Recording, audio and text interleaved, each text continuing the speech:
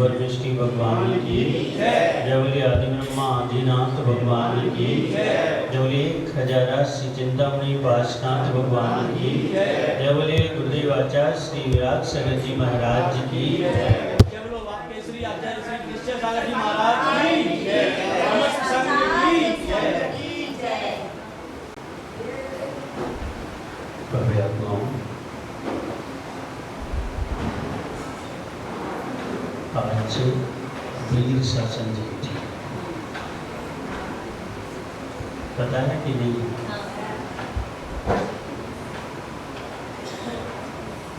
वीर शासन वीर किसका नाम था? वर्धमान स्वामी का नाम क्या था? वीर। शासन का मतलब समझते हैं? शासन का मतलब होता है प्रभाव। क्या होता है? प्रभाव। 24 तीर्थंकर होते हैं। एक तीर्थंकर के मोक्ष जाने के बाद जब तक दूसरे तीर्थंकर नहीं होते तब तक उन्हीं तीर्थंकर का प्रभाव स्वीकार किया जाता है।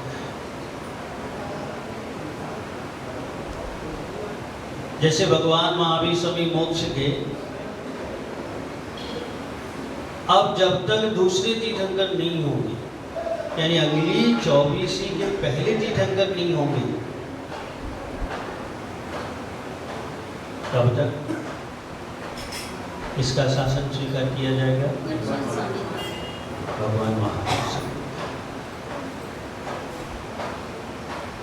ये शासन क्यों स्वीकार किया जाता है?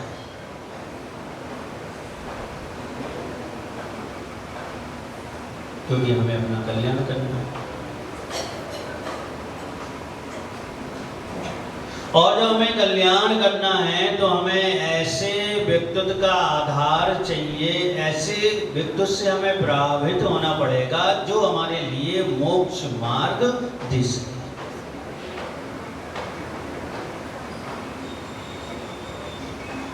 तो कृष्णानंदन भगवान महावीर स्वामी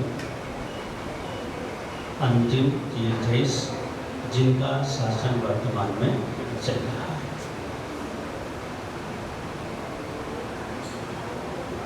ये दिन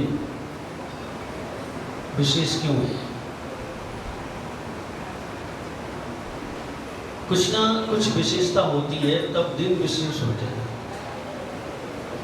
जिस तारीख में आपका जन्म हुआ है वो तारीख आपको कैसी होती है? विशेष। और हर वर्ष उस तारीख का आप इंतजार करते हैं और वो तारीख आती है तो आपके मन में एक उत्साह होता है। क्या कहते हो लोग? आज मेरा जन्मदिन है। आप तो रोज थे,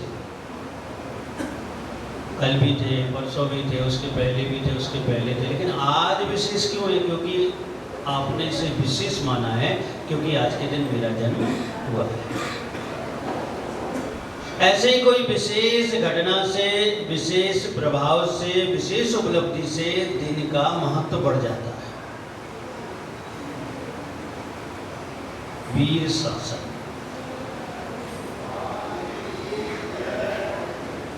शासन या तो डंडे से चलता है। तानाशाह जो राजा होता है वो कैसे शासन चलाता है? डंडे से चलाता है। और जो राजतंत्र में सामान्य राजा होता है वो बुद्धि से चलाता है, नीति से चलाता है। और लोकतंत्र में बहुमत से शासन चलता है। किससे चलता है? बहुमत से चलता है। तो यहाँ ना डंडे की बात है, ना बुद्धि की बात है, और ना बहुमत की बात है। यहाँ बात मात्र प्रभाव की है और प्रभाव के द्वारा मिलने वाले ज्ञान की है। जब भगवान महावीर स्वामी को केवल ज्ञान हो गया, इसके पहले जितने भी तीर्थंकर हुए उनको केवल ज्ञान होगा और कुछ समय बाद देवदुनी घटना प्रारंभ, यानी धर्मोपदेश चालू हो। लेकिन भगवान महावीर स्वामी एक ऐसे हुए कि उनका केवल ज्ञान होने के बाद 66 दिन तक धर्मोपदेश नहीं।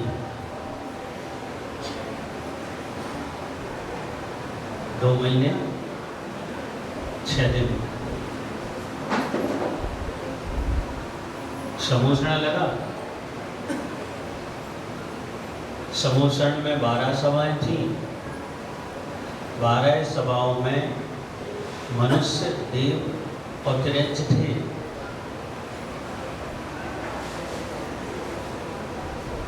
लेकिन देवधुनी और जो समोसण में गए थे सबकी एक ही आशा थी, एक ही लालसा थी, एक ही आकांक्षा थी कि भगवान का उपदेश सुन लें, धर्म का मार्ग पता पड़ जाए, धर्म क्या है ये हमें ज्ञात हो। क्योंकि एक तीर्थंकर के बाद दूसरे तीर्थंकर जब तक होते हैं लगभग धर्म की बहुत कम बातें स्मरण रह जाती हैं या फिर रहती ही है। नियम तो है कि रहती ही नहीं।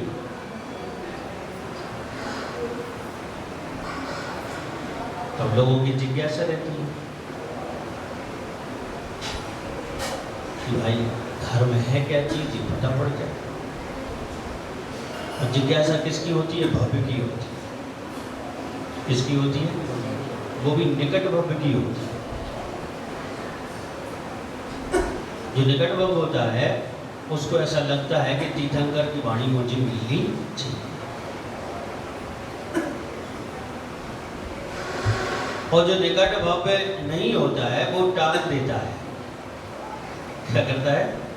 फिर सुन लेंगे, फिर मिल जाएगी। लेकिन आचार्य ये कहते हैं कि जो निकट भव्य होता है उसके मन में प्रति समय लालसा होती है, एकांक्षा होती है कि मुझे धर्मोपदेश सुनना है।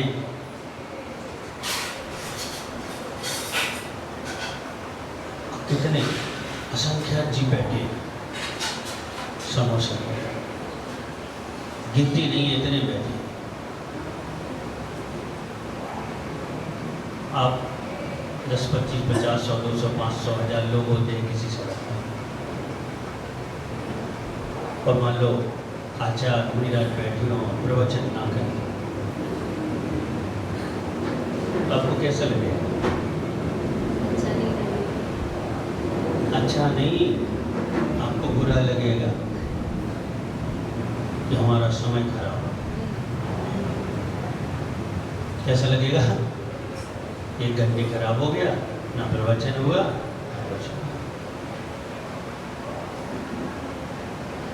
अब वहां पर 66 दिन हो रहे हैं, सीधे सीधे 66 दिन निकल रहे हैं,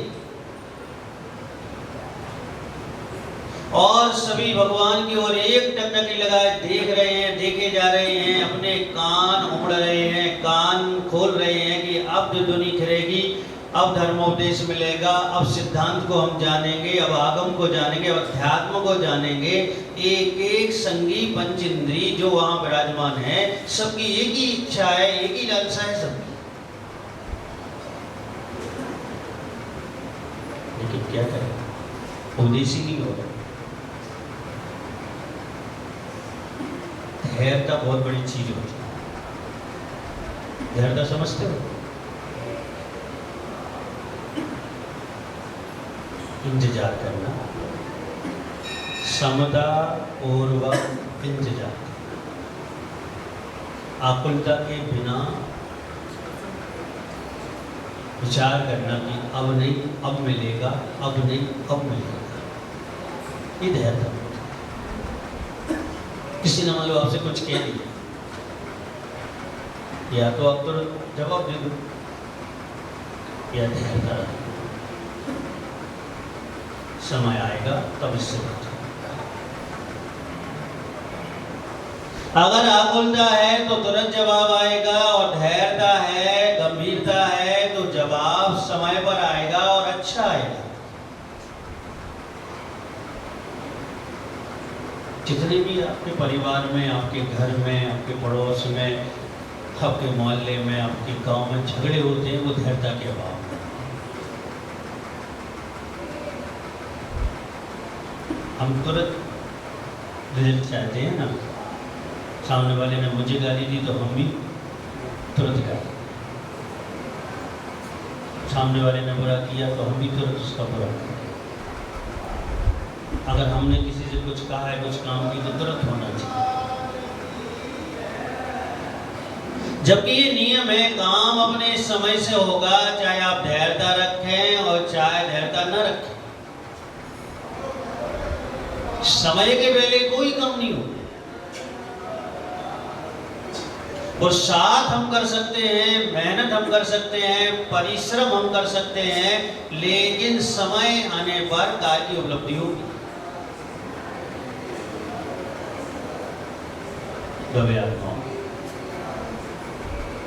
अच्छा जीवन जीना है,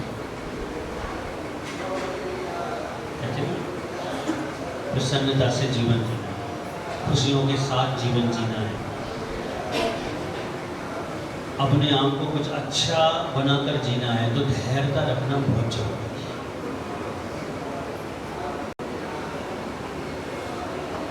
दुर्योधन पानी में गिर गया, द्रौपदी देख रही है, हास्य कर दी। अगर धैर्यता रख लेती तो, अगर वो धैर्यता रखती तो सहानुभूति आती, सहयोग की भावना आती, मदद करती, खेद प्रकट करती। और धैर्यता नहीं रखी तो हास्य किया, और शब्द क्या निकले? अंधों के।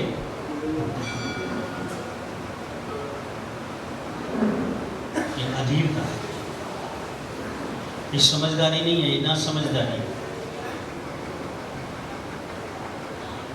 समझदारी ये है कि सामने वाला किसी वजह से हानि में जा रहा है, किसी वजह कष्ट में जा रहा है, पीड़ा में जा रहा है, तो हमें धैर्यता पूर्वक उसका सहयोग करना चाहिए, ना कि हाथ उड़ाना चाहिए।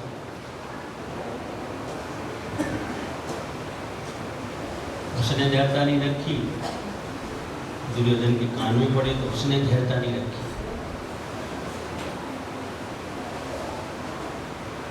महाभारत चालू हो गया। आप भी अपने जीवन का अनुभव करके देखा, जितना ज्यादा आप धैर्यता का प्रयोग करेंगे, उतनी शांति और उतना आनंद आपकी आत्मा में होगा।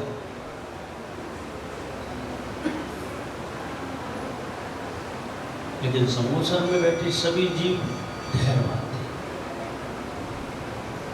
एक भी उठकर बाहर नहीं गया। एक भी उठकर, आप तो प्रवचन सभा से घड़ी देखेंगे 2 मिनट ज्यादा हो गए तो उनके कहाँ बाहर आए।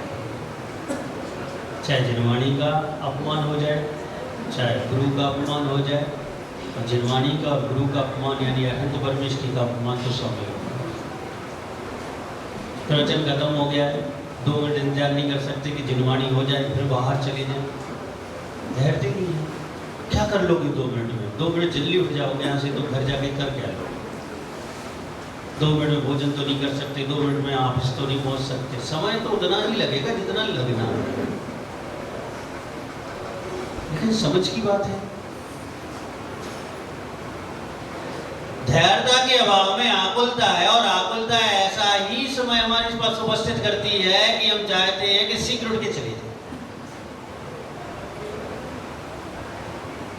आपने देखा होगा कुछ लोग पूजन करते हैं कितनी अधीरता के साथ, व्याकुलता के साथ, फटाफट फटाफट। क्या मतलब है? 5 मिनट बचा लोगे, 10 मिनट बचा लोगे, इससे ज्यादा नहीं बचेगा। आराम से अगर विधि पूर्वक क्रिया कर रहे हो और शीघ्र शीघ्र विधि को छोड़ते छोड़ते पूजा कर रहे हो तो 10 मिनट का 5 मिनट का समय है, अंतर लगेगा। लेकिन वो 10 मिनट जो बचाए हैं उसमें हानि बहुत हो गई है, लाभ कम हुआ है। और 10 मिनट लगते तो हानि बिल्कुल नहीं होती और लाभ ही लाभ होता।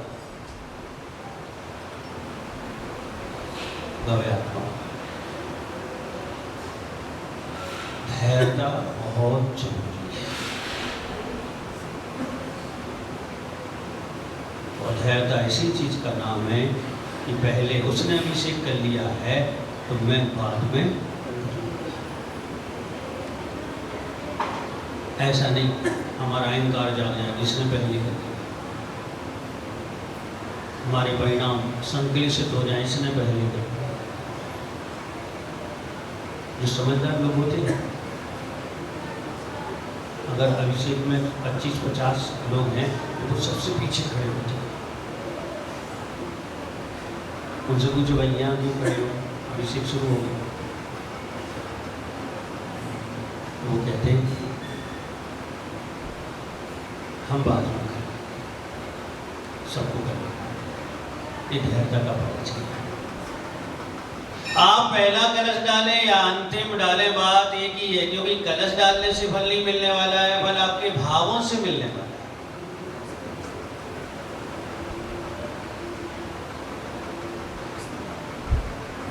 जैसे आहार दान करते हैं लोग, एक दूसरे से छीन लेते हैं वस्तु को। कहाँ जाना है भैया? नहीं यही है, तो फिर इतनी जल्दी क्यों है? धैर्यता का, चाहे आपको घर चलाना हो, ऐसा नहीं कि घर चलाने में धैर्यता की जरूरत नहीं है। पति ने कुछ कहा, धैर्यता लग जाओ, झगड़ा नहीं होगा, आज का झगड़ा बच जाएगा।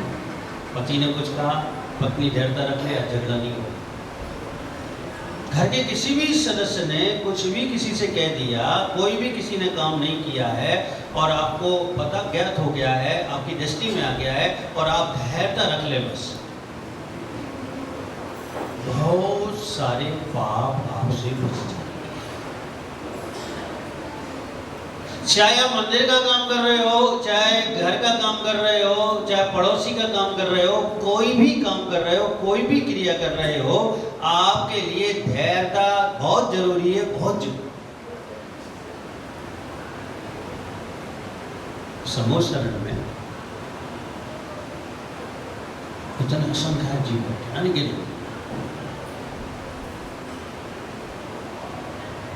सब धैर्य, किसी को आकुलता नहीं रही उनके भग दो, ये तो बोल ही नहीं रहे। सबको एक ही आशा है, एक ही उम्मीद है कि अब देवध्वनि गिरेगी, अब धर्मोपदेश मिलेगा, अब आगम हमें ज्ञात होगा, अब अध्यात्म हमें मिलेगा। सबके मन में एक ही विकल्प है कि अब मिलेगा, अब मिलेगा, अब मिलेगा, लेकिन धैर्यता एक भी जीव ने नहीं छोड़ी। ये वीर शासन जयंती ऐसे थोड़ी मनाते हैं। वो जीव जो भगवान महावीर स्वामी के समक्ष उस समय उपस्थित थे, कितने उनमें से मोक्ष चले गए होंगे, कितने अभी स्वर्ग में होंगे और आगामी काल में मोक्ष जाएंगे, कितने जाएंगे? क्योंकि वो शांत रस का स्वाद लेने वाले, आकुलता क्रोध का स्वाद लेने वाली नहीं थी।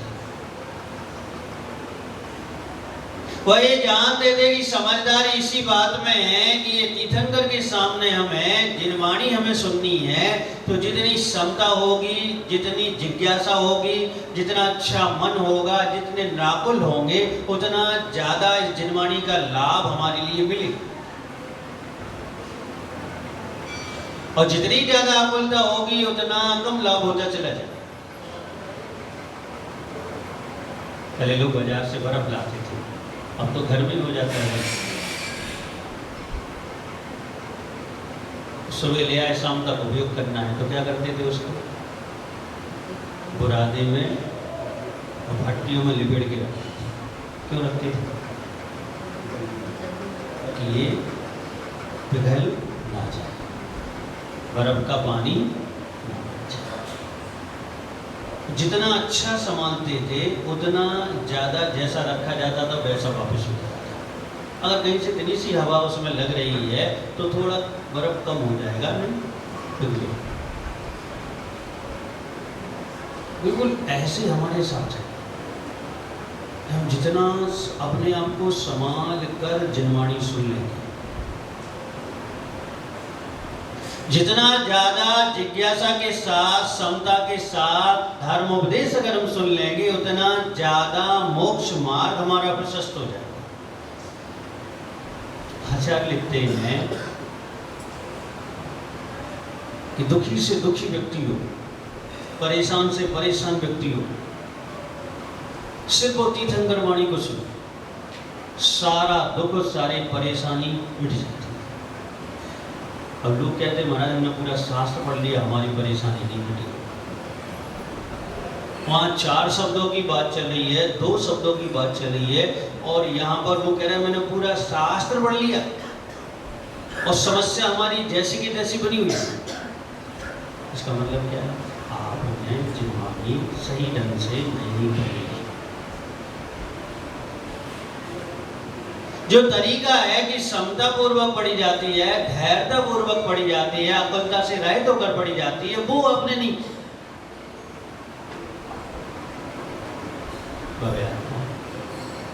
एक बात और ध्यान रखना, जब हम धैर्यता रख लेते हैं, बहुत से लोग हमारा ध्यान रखते हैं।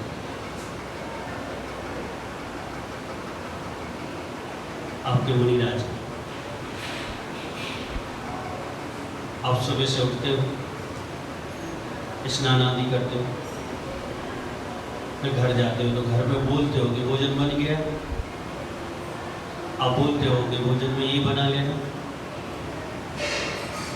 लेकिन आपके मुनिराज कुछ नहीं बोलते। आप कहोगे कि ये बना लेना, शायद जवाब हो जाए कि आज नहीं कल बनेगा।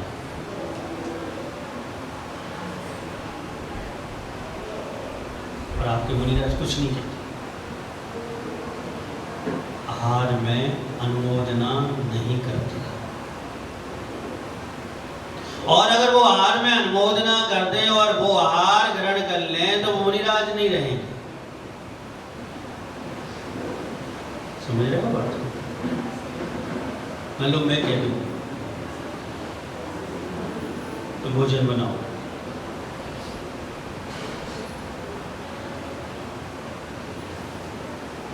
अगर मैं अनुमोदना कर दूं फिर वो भोजन में कर दूं तो मैं मुनिराज नहीं। इसलिए हमारे यहाँ सिस्टम है कि मुनिराज अनुमोदना नहीं करते, मुनिराज बनाते नहीं है, बनवाते नहीं है, और बनाने वाले की प्रशंसा भी नहीं करते। ये कहते हमने बहुत अच्छा बनाया, बिल्कुल नहीं कहते। बिल्कुल भी नहीं कहेंगे कि आपने बहुत अच्छा भोजन था आपका, कि अच्छा नहीं था, कुछ भी नहीं। आपने अपना कर्तव्य किया, आहार दान किया, मुनिराज ने अपना कर्तव्य किया कि आहार दान विधि पूर्वक लिया, बस खत्म हुआ। आपने अपना पुण्य कमा लिया, मुनिराज ने भोजन ग्रहण करके अपनी साधना के लिए वो तैयार करता है, बस खत्म। इसलिए ऐसा है कि इसमें बहुत बहुत धैर्यता बनी रहती है। धैर्यता जब टूट जाती है, जब किसी भी चीज में हम ज्यादा इंटरेस्ट लेने लग जाएं, ज्यादा प्रवेश कर जाएं, ज्यादा उसका सोच विचार करने लग जाएं, तो फिर धैर्यता टूटने लगती है।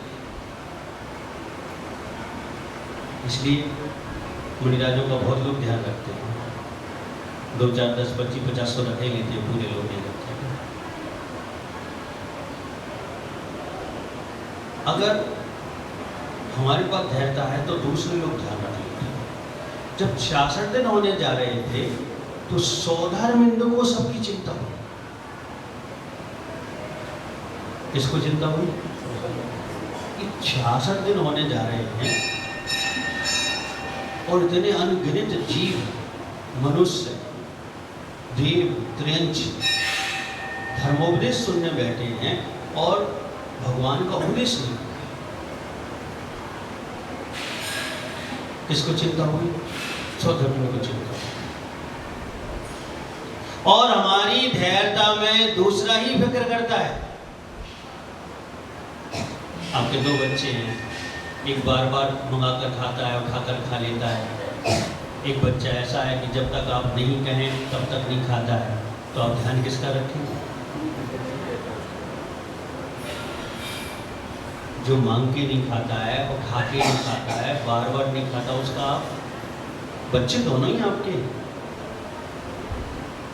लेकिन उस बच्चे के प्रति यहाँ फिक्र है आपके दिल और दिमाग, ये अपने हाथ से नहीं खाता, ये मांग के नहीं खाता,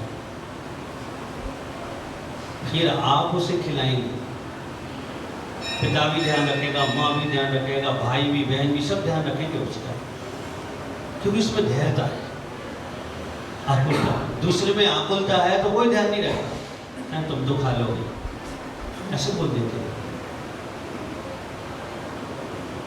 तो स्वधर्मिंद को ये ज्ञात हुआ कि इन लोगों के जो चिंता है, इन लोगों का जो विकल्प है, उसकी चिंता उसको उत्पन्न हो गई कि ये जरूरी है कि धर्मोपदेश होना चाहिए। भव्य आत्माओं, ये नियम है कि तीर्थंकर भगवान की दिलुनी खिरेगी ही खिरेगी, और जो सामान्य केवली होते हैं उनमें किसी की खिरे और नहीं खिरे तब भी चल जाए, क्योंकि तीर्थंकर धर्म का प्रवर्तन करते हैं। अगर मान लो भगवान महावीर स्वामी ने उपदेश नहीं दिया होता तो ना हम प्रवचन कर रहे होते, ना प्रवचन सुन रहे होते, आप भी कहीं पाप में लगे होते और हम भी कहीं पाप में लगे होते। ये उसी उपदेश का फल है जो स्वधर्मिंद के प्रयास से, कोशिश से हुआ था। जब भी आप जिनवाणी उठाते हो ना, स्वधर्मिंद को धन्यवाद देना चाहिए, उसको धन्यवाद। अगर तुम प्रयत्न नहीं करते तो शायद हमें धर्मोपदेश नहीं पढ़ पाते। उसको जब फिक्र हुई तो उसने अवधि ज्ञान से जाना कारण क्या है। एक बात ध्यान रखना, आपके साथ कोई भी घटना घटे, आपको मान लो कोई गाली देके चले, हाँ साहब, कारण की खोज जरूर करें। क्या कारण है कि ये मुझे गाली देके चले, और अगर कारण की आप खोज करोगे तो आकुलता नहीं होगी, बदले में गाली देने की इच्छा भी नहीं होगी। बाहरंग कारण और अंतरंग कारण। अगर मान लो बाहरंग कारण स्मृति में नहीं है, याद नहीं आ रहा है, तो अंतरंग कारण तो एक क्षण में याद आ जाएगा कि मेरे ही पूर्वकृत कर्म का ऐसा उदय है कि सामने वाला गाली देके चला गया। बहुत बड़ा कारण है। और जब तुम्हारे ही कर्म का उदय है तो सामने वाले का क्या दोष है? कुछ भी नहीं। तो अब गाली देने का मन नहीं, ठीक है, मैं ही कारण हूँ, देके चला गया तो कोई बात नहीं। हर चीज के कारण तक जरूर पहुंचना। आपका जन्म हुआ तो क्या कारण है? क्या कारण? 2 ही कारण हो सकते हैं, या तो संसार भ्रमण के लिए या संसार से मुक्त होने। ये ज्ञात करना जरूरी है कि मेरा जो जन्म हुआ है उसमें 2 कारण है, या तो संसार की परिपाटी बढ़ाने के लिए या संसार की परिपाटी घटाने के लिए। अब चयन हमें करना है कि बढ़ाना है कि घटाना है। स्वधर्मिंद ने भी कारण पर दृष्टि डाली कि कारण क्या है। वो कारण पर दृष्टि डाली तो सही चीज पकड़ में आ गई। कारण में उसको अवधि ज्ञान था तो अवधि ज्ञान लगा लिया उसने।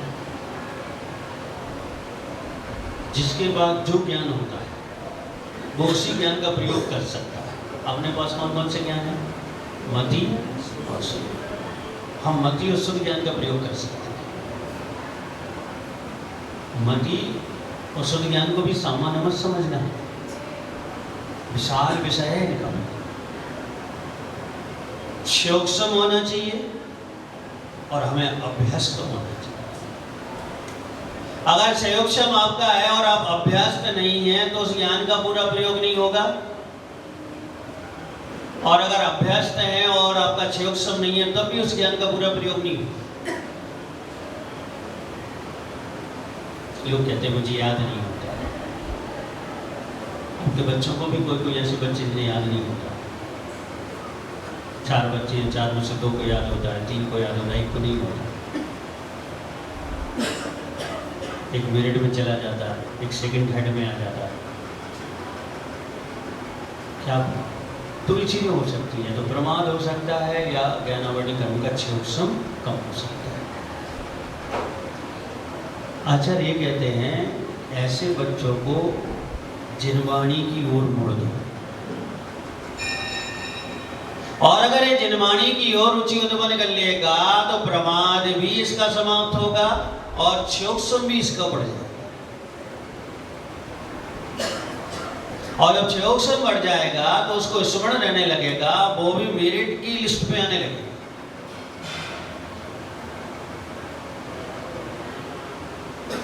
उसने अवधि ज्ञान लगाया, उसको कारण पता पड़ा।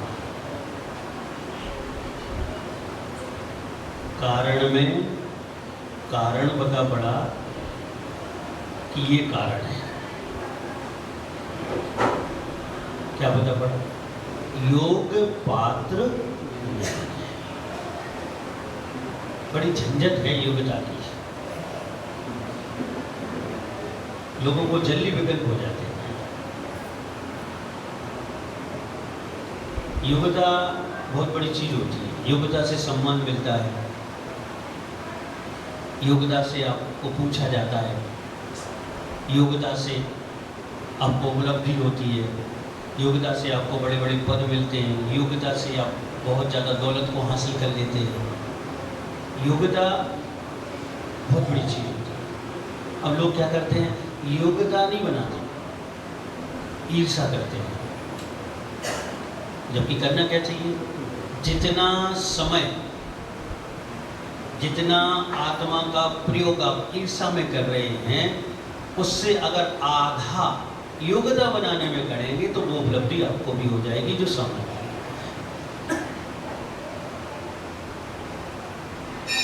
लेकिन क्या करें, हमें ईर्ष्या करना आता है, योग्यता हासिल करना नहीं आता।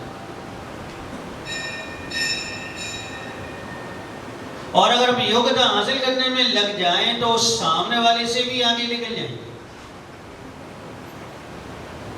तो बचपन में कहानी पढ़ते थे कछुए की और खरगोश की। कछुए ने ईर्ष्या नहीं की खरगोश से, जब उसे पता था इसके सामने मेरी चाल कुछ भी नहीं, तो मैं भी देखता हूँ। उसने अपनी योग्यता को निखारने की कोशिश की। वो प्रयास करने में क्या परेशानी है? लोग कहते हैं उससे ये नहीं होता। अरे प्रयास तो करो, मुझसे ये नहीं होता, कोशिश तो करो। और अगर आप प्रयास करेंगे तो मुझे ऐसा लगता है कि आप सफल भी हो जाएंगे। सफलता बिल्कुल हमारे कदमों में होती है। हमारा प्रमाद सफलता को छोड़ के आगे बढ़ जाता है। तो हम रोते हैं, गाते हैं, मुझे ही नहीं मिला, मुझे ही नहीं मिला, मुझे ही नहीं मिला। तो छोड़ा किसने है? तुम्ही ने तो छोड़ा है। और अगर तुम हासिल कर लेते तो तुम्हें भी वो सब मिलता जो तुम्हारे पड़ोसी को मिल गया है, जो तुम्हारे भाई को मिल गया है, वो तुम्हारे मित्रों को मिल गया है, जो तुम्हारे मोहल्ले वालों को मिल गया, वो तुम्हें भी मिलता। समझदार लोग योग्यता प्राप्त करते हैं। अंगूठे से अंगूठे छाप व्यक्ति अगर प्रयास करता है, कोशिश करता है, तो वो भी एक दिन विद्वान बन जाता है, विद्वान बन जाता है। विद्वान बनने में, समझदार बनने में देरी नहीं लगती। 2 शब्द पढ़ने से व्यक्ति समझदार हो जाता है और 2 शब्द नहीं पढ़ने से व्यक्ति ना समझदार। और जैसे जैसे पढ़ने का प्रयास कोशिश करता जाता है, कोशिश करता जाता है, वैसे और समझदार होता है, और समझदार होता है, और समझदार होता है। महात्मा गांधी का नाम सुना? हाँ, सबने सुना होगा। जैन नहीं थे, जन्मजात बनिया तो थे लेकिन वैष्णव थे, लेकिन उन्हें जैन दर्शन पर अंदर से विश्वास था। उन्होंने रायचंद जी एक विद्वान हुए हैं जैन जगत के, उनको क्या बनाया? गुरु बनाया, धार्मिक गुरु बनाया। और भगवान महावीर स्वामी का उपदेश थोड़ा थोड़ा करके वो उनसे सुनने लगा। जब भी आते उनसे चर्चा करते आगम की, अध्यात्म की, रायचंद जी उन्हें समझाते अहिंसा के संबंध में। समझते समझते जिनवाणी के वो 2 शब्द ऐसे दिमाग में बैठ गए, ऐसे दिमाग में बैठ गए कि जब उन्होंने आंदोलन शुरू किया आजादी का, तो उन्होंने एक ही लक्ष्य रखा कि अहिंसा मैं आंदोलन करूंगा। 2 शब्द जिनवाणी के रायचंद जी से सुन लिए। तो बात आ गई कि वो एक गाल पर चांटा मारेगा तो मैं अपना हाथ उठाकर उसे चांटा नहीं मारूंगा, दूसरा गाल उसके सामने कर दूंगा कि भैया इस पर भी मार। ये जिनवाणी के सुनने से ऐसा। और जिस दिन आपके साथ ऐसा होने लग जाए तो आप ये समझ लेना कि आज आपका जिनवाणी सुनना हो गया, स्वाध्याय करना हो गया। अगर ये बात समझ में नहीं आती है, आप एक हाथ के बदले 2 हाथ उठा रहे हैं, एक गाली के बदले 2 गाली दे रहे हैं, तो इसका मतलब है कि आत्मसात जिनवाणी तीर्थंकर वाणी हुई ही नहीं। बस पढ़ते जा रहे हैं।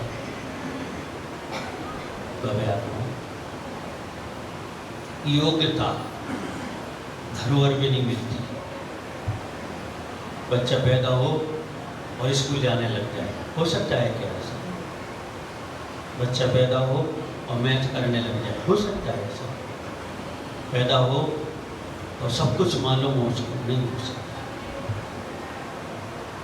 थोड़ा थोड़ा बड़ा होता है तो आप सिखाना प्रारंभ करते हैं, परिचय कर, परिवार के लोगों से परिचय कराते हैं, रिश्तेदारों से परिचय कराते हैं, पड़ोसियों से परिचय कराते हैं, ये कैसा व्यवहार करना चाहिए उससे परिचय कराते हैं। थोड़ा बड़ा हो जाए तो फिर आप अध्ययन कराना चालू करते हैं, अक्षर मात्राएं, गिनती, ये सब प्रारंभ करते हैं। उसी योग्यता देते हैं कि ये बड़ा होकर सबको जान सके, सबको समझ सके, बड़ा होकर पढ़ सके, लिख सके, व्यापार कर सके, धन दौलत कमा सके, अच्छा व्यक्ति बन सकते। ये योग्यता आप उससे भरते हैं, देते हैं उसको। पैदा होती ही नहीं होती योग्यता। और जब योग्यता वो हासिल कर लेता है तो फिर वो बहुत कुछ कर सकता है। समय हो गया, थोड़ा सा एक समय फिक्स कर रहे हैं। क्या कर रहे हैं? समय फिक्स कर रहे हैं। मैं चाहता हूँ कि आपको परेशानी नहीं होनी चाहिए, मुझे कोई परेशानी नहीं, मैं तो 10 बजे तक प्रवचन कर सकता हूँ, लेकिन ये कलकत्ता है,